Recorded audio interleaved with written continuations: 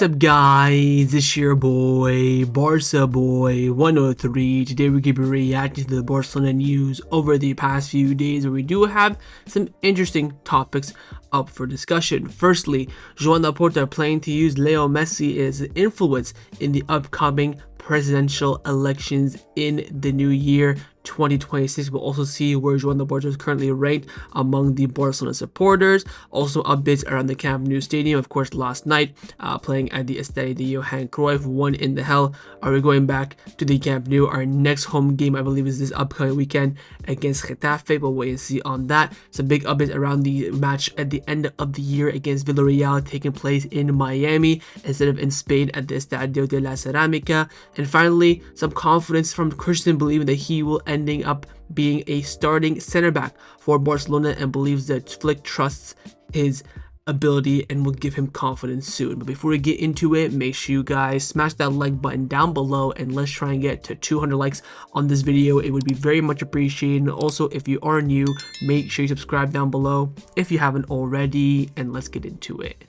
Now, before we get into this video is sponsored by Number One Foot. Number One Foot is by far the best replica jersey website on the market, and it's not even close. They have a variety of different items at the absolute best prices. They sent me 2 kits recently. First one is the retro Barcelona kit, the home kit, which I'm currently wearing right now, and also as well the second kit for that season in the blue edition. Oh my god, like, the stitching is fantastic, the quality is, superb. Feels like I have the actual, original kit for a fraction of the price. And if you use the discount code BOY at checkout, you do get 10% off your order. That's BOY. Use it at checkout, and all orders above $80 as well will receive free shipping. So what are you waiting for? Hit the top link in the description down below and get your new football kits today.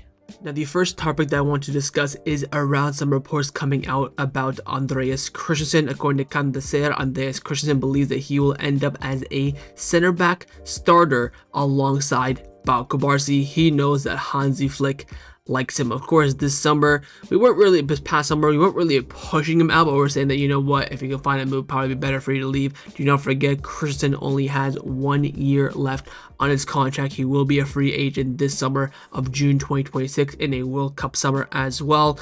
We saw how well he did during the international break with Denmark. I think he played 2 games, great performance. I think he had a goal in the second game as well. Look, it's not going to be Cubaris and Eric forever. We'll wait and see what happens this Thursday against Newcastle. I do think definitely height is going to be needed there. Some aerial presence with both Cubaris and Eric aren't really that kind of center back. I think one of Christensen or Arujo will start. We've seen that Christensen has started, of course, against Vallecano, came off the bench against Mallorca and Levante. So he is being used by Flick. Is it being used forcefully because there's no Inigo? Is he being used because he's actually good? Only time will tell. Of course, I've been saying every single center back at Barcelona fully fit. I think Christensen is the best. Of course, fully fit, and all at their peak. I think Christensen is probably the best. Just now down to getting that confidence from himself, and also confidence in the manager, which he believes in the end it will come. Let's now discuss some of the contract renewal updates around Barcelona. There is one update that I do want to discuss, and it is on a very, very key talent in amongst the Barcelona Athletic / Juvenile A setup, and it is around Landry.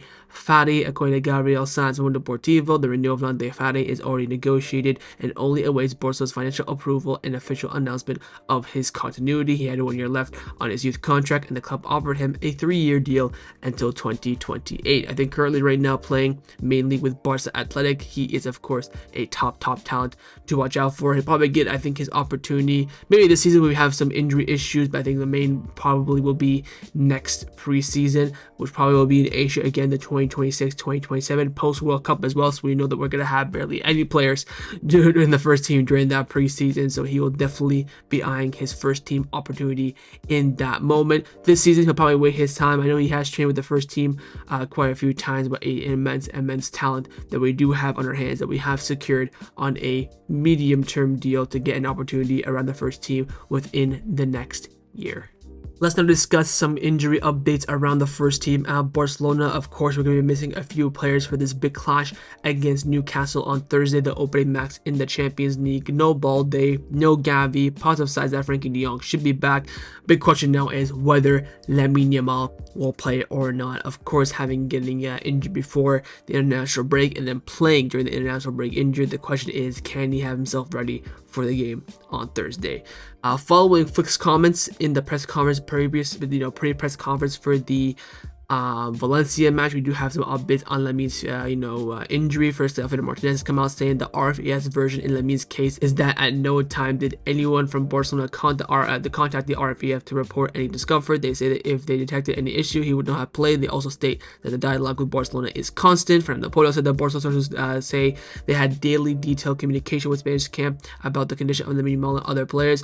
Within that exchange, it was already known that Lamine was experiencing discomfort, which he himself reported to the Federation doctors. They classified it as an acute pain and even treated it with some anesthetic injection. Ben Aid also said that starting from now, Barcelona requests ongoing consultation from the Spanish Federation regarding international players. Communication will be continuous to ensure the safety of all elements representing Spain. Fernando Polo also mentioned that Barcelona even received a message from the RFEF that if there are any risks of any injury regarding Lamine Yamal, a zero-risk prevention policy would be applied. Ultimately, however, despite knowing about his discomfort, as Flick revealed, he played 79 minutes against Bulgaria and 73 against Turkey and returned to Barcelona injured. Flick's anger with the Federation and with the coach Luis de la Fuente is significant. Some believe Lamine should have refused to play against Turkey, but Barcelona have argued the responsibility lay from the Federation's experienced doctor and coaches, not with an 18-year-old, however so mature they think he is. Very, very delicate kind of situation, but again, what's happened is something that Barcelona needs to learn from and learn to prevent for the foreseeable future. That's the most important thing. The question right now is, will he make the Newcastle game? And the answer is, it's a doubt. We are looking at, if he is there, he probably will not start the game, but wait and see if he does rejoin the team training session on Tuesday, Wednesday. That's going to be the big question mark. I think if he does at least have one full training session under his belt, he could end up playing the game and starting, but right now it's looking like he is more not going to play than he is actually going to play.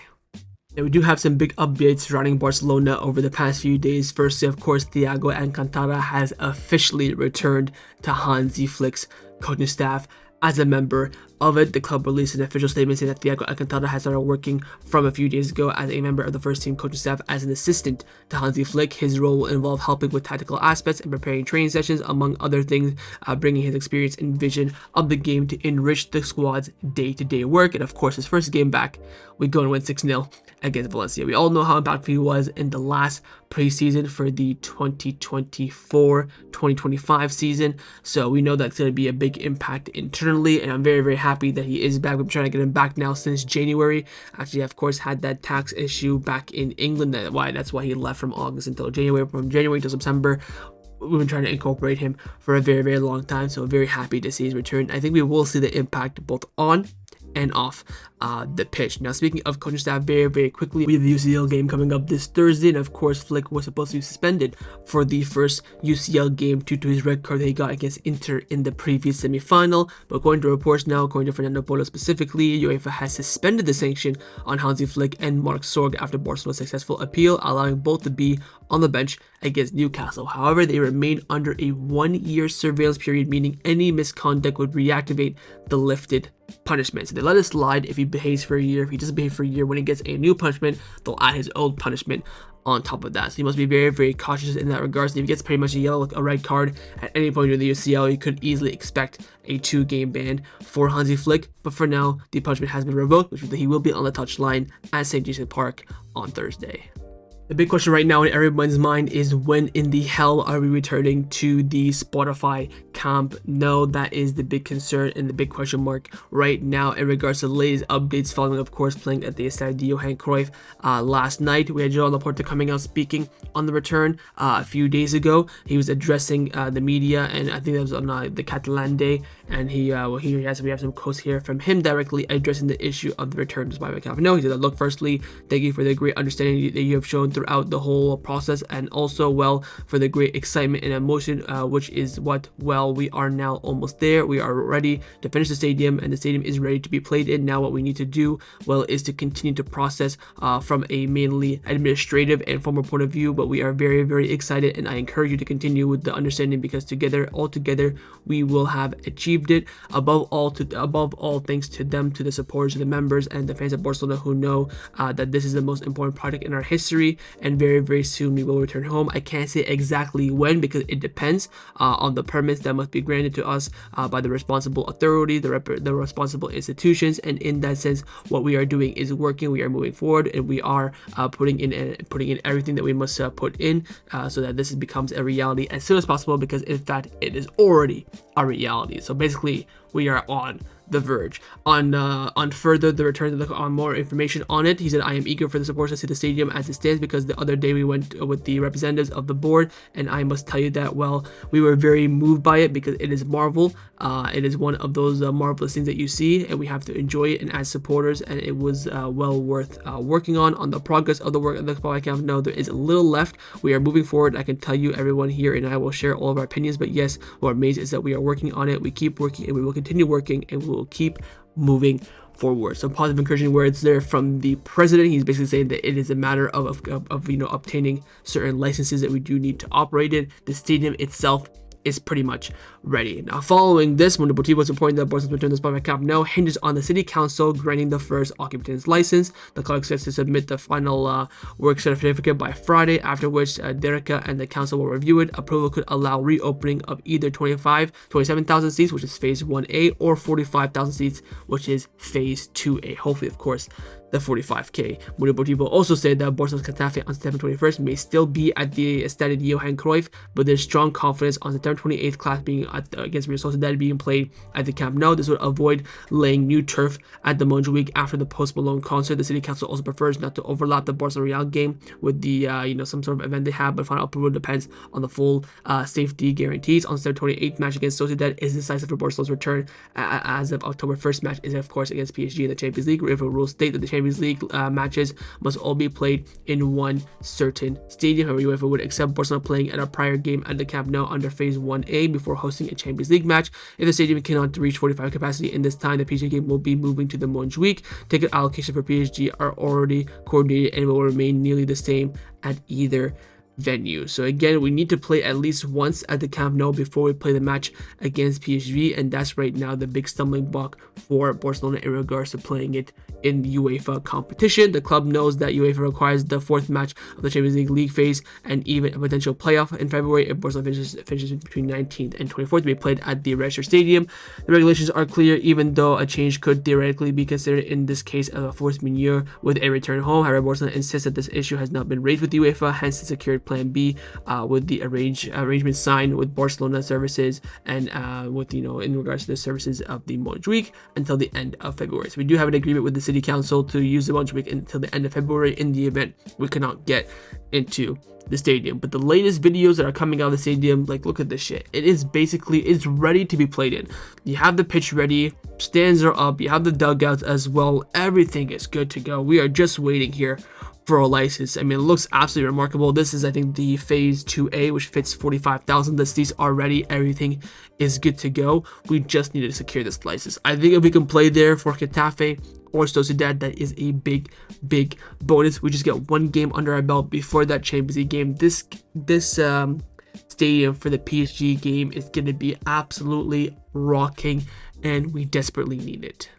Now, another question mark around Barcelona is, where will the final match of the 2025 calendar year against Villarreal be played? Will it be played in Spain at the Estadio de la Cerámica, or will it be played in beautiful sunny Miami in America? Right now, everyone in Spain have approved this. Barcelona, Villarreal, and the league. All we are waiting for is a confirmation and green light from UEFA, which look a bit hesitant. Mundo Deportivo have come out saying that UEFA Executive Committee meeting in Tirana discussed the request from the Spanish, Villarreal Barca match and the Italian Federation to play league matches abroad outside the territory of UEFA itself. UEFA stated that the issue is important and increasingly relevant, and they expressed its desire to ensure that the views of all stakeholders are taken into account before making a final decision. It emphasizes that there are many issues to resolve, and as the governing body in Europe, UEFA has the responsibility to consider all these factors, UEFA have been seeking legal advice on whether it could prevent league matches being played on another continent after FIFA's council approved this option in May of 2024. For now, UEFA keeps the possibility open,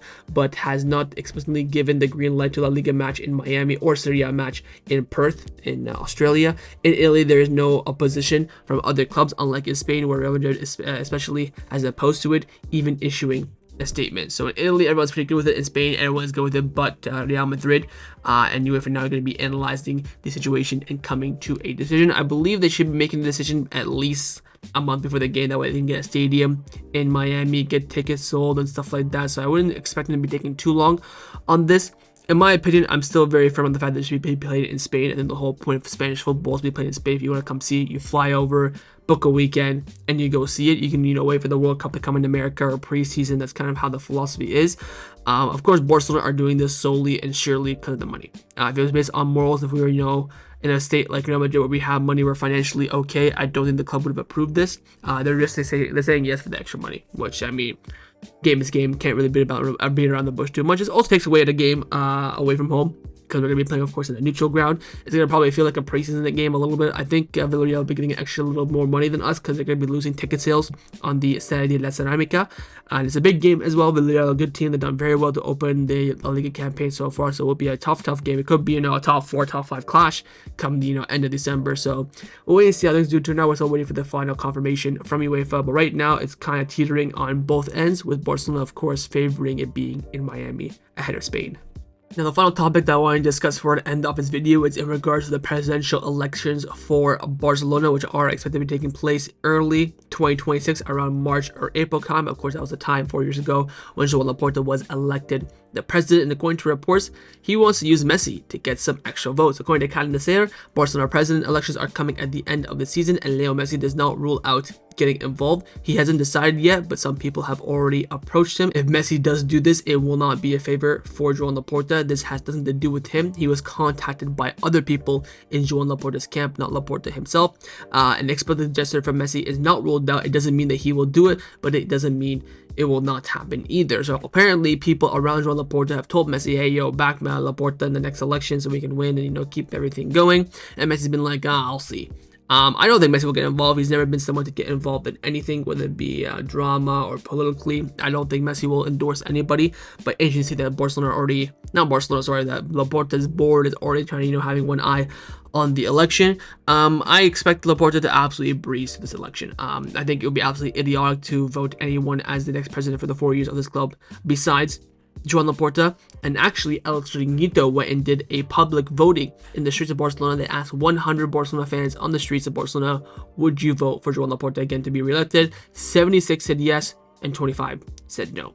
And that for me, 75% conversion rate, 76% conversion rate, we take to the bank.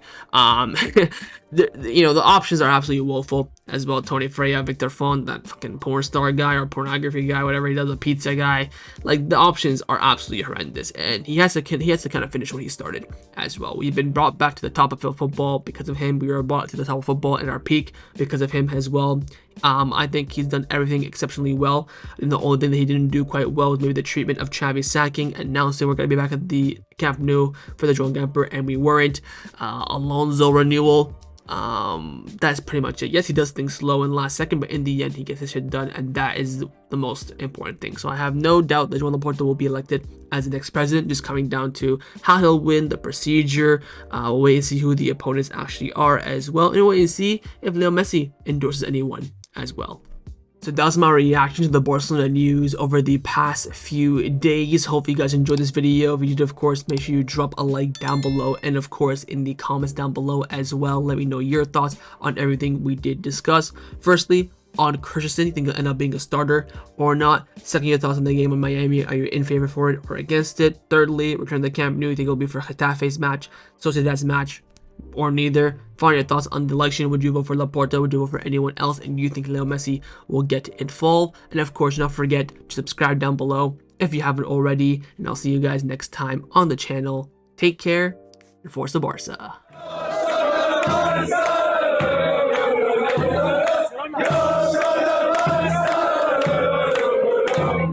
Yeah.